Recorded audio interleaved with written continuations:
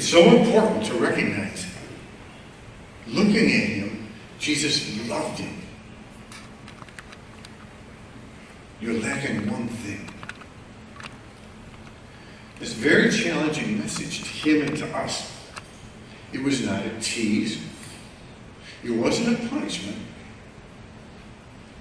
It was a statement of love. What must I do to inherit eternal life? We'll keep the commandments. Got it. One more thing. Sell what you have, and give to the poor, and you will have treasure in heaven. Now that's pretty reassuring. Come, follow me. So the challenge, of course, the issue is attachments. Where do we find our security? Because we're constantly getting messages. Oh my gosh, you need more. But you're not ready. And here's this message. The same account shows up in all three synoptic gospels, Matthew, Mark, and Luke. And in Luke, curiously, in another place, somebody else comes up to Jesus with the very same question. What must I do to inherit eternal life? And Jesus responds in a similar way.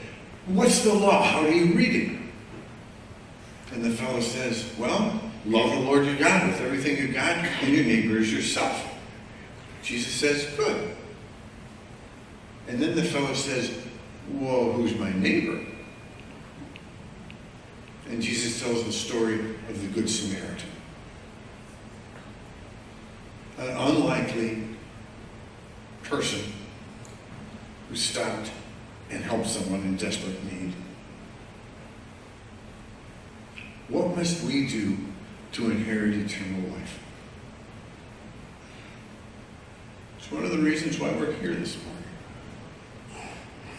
We long for that. You're lacking one thing. What are you lacking? I must say, when it comes to things, I am not lacking anything. When it comes to fishing tackle, I am not lacking anything. And yet, even now, I have this in mind, I need to get a couple of those, just to be ready. And here we are, this wonderful parish. What are we lacking? Well, I suppose nothing. And yet, we still have plans to build a new office wing so we can rededicate our classrooms to being classrooms and have a dedicated youth room and move the food storage out of the hall into another area so we can have a whole hall again.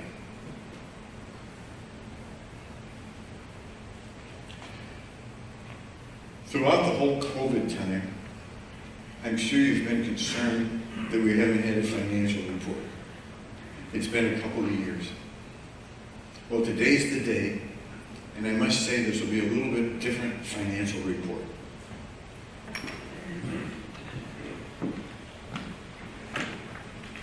In your bulletin, there's a sizable insert, and I hope you take time to go through it.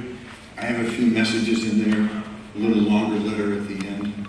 I hope it's a little bit inspiring, summarizing. But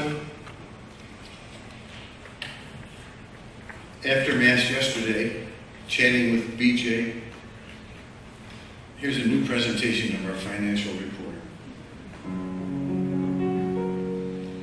Our income is greater than our expenses. This we know is true. Yes, our income is greater than our expenses, and we owe it all to you.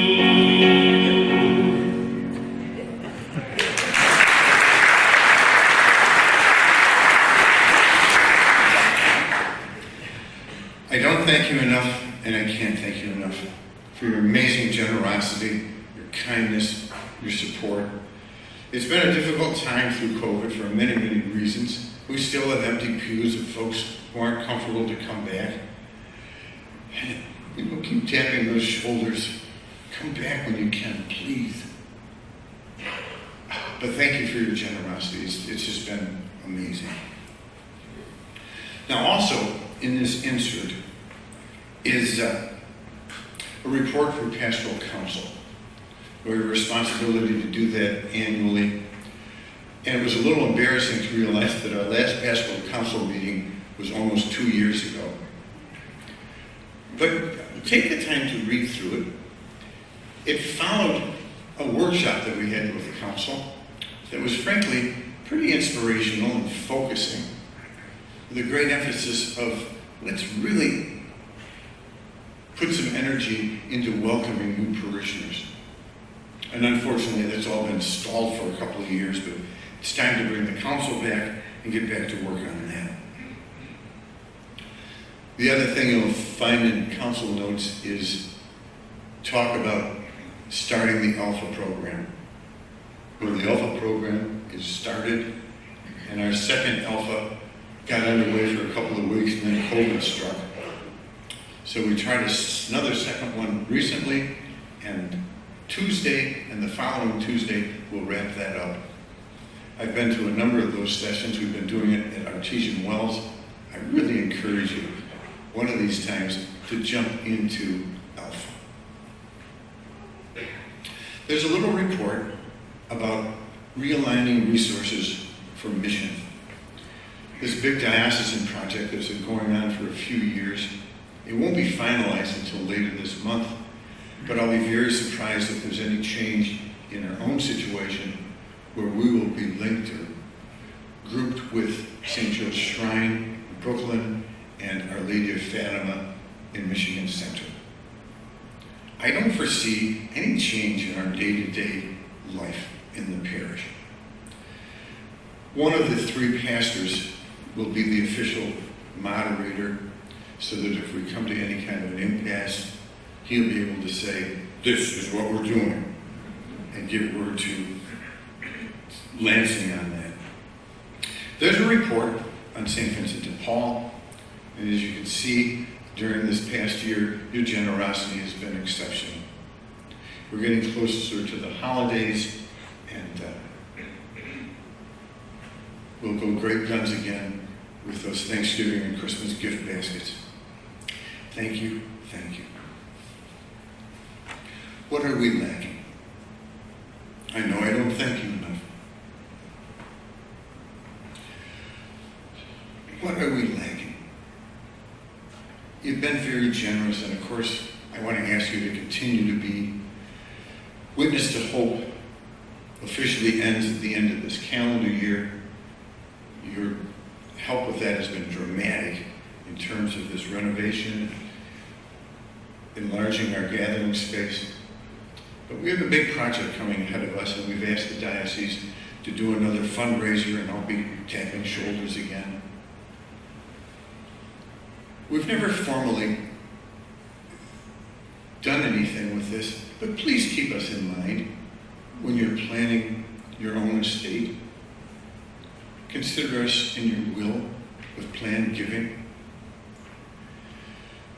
A guy can dream. I look at that property over there, and one of my dreams, of course, is we could have a nice trout stream. But I promise we're not going there. But it just keeps speaking. What are you going to do with this property? I don't know. But there it is. It's an incredible asset. I dream about the time we have some dramatic endowments in the parish for parish operations, for helping the needy.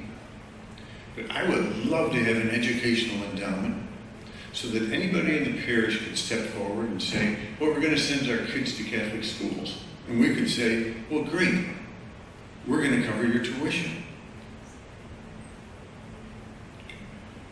Please keep that in mind.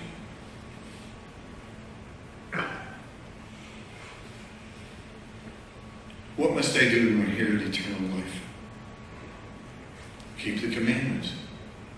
Got it? One more thing. You're lacking one thing.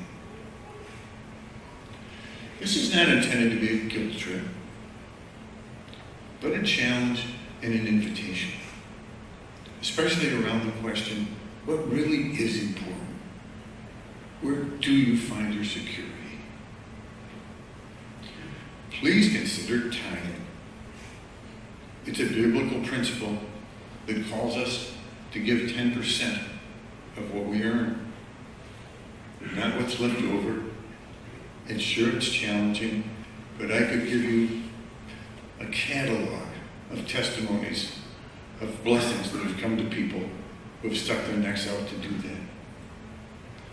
10% sounds like a lot, and it is. But maybe you can bump it up 1% and move toward that. Again, I thank you. Again, we thank you. BJ, thank you for your marvelous composition. May God bless us.